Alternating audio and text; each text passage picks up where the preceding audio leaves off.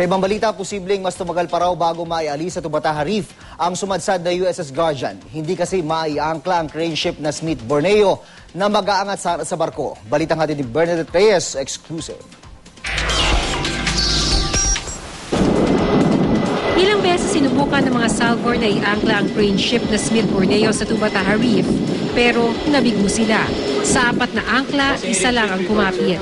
Kaya ang nagdesisyon ng Task Force Tubataha na ihintupan samantala ang planong pag-chop-chop sa sumadsad na USS Guardian.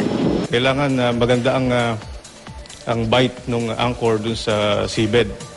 So nakita nila kung hindi maganda ang bite ng anchor sa seabed, maaaring magkaroon ng disgrasya. Nag-i-slip yung isang anchor ng kanilang binaba. So kasunduan nila at they decided not to continue with anchoring SMIT Borneo. Hihintayin nila ng mga Salvor ang pagdating ng crane ship na Jascon. Sa February 15, inaasahang darating dito sa Palawan ng Jascon 25. At hanggat hindi na iaangkla ng maayos ang dalawang crane ship malapit sa USS Guardian, hindi maaaring magsimula ang kanilang operasyon. Kumpara sa Smith Borneo, mas malaki at mas malakas daw ang Jascon 25. Kaya nitong humila ng mga bagay na may bigat na hanggang 800 tons.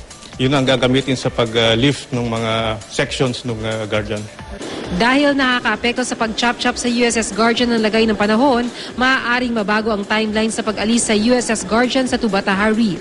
Sa pinakahuling assessment ng US Navy, nasa humigit kumulang 4,000 square meters pa rin ang lawak ng pinsala sa Tubataha Reef, kasing lawak ito ng 8 basketball court. Habang hindi pa natutuloy ang pag-chop-chop sa barko, tuloy ang pag-alis ng mga Salvor sa mga gamit sa loob ng USS Guardian. Mula rito sa Palawan, Bernadette Reyes, GMA News.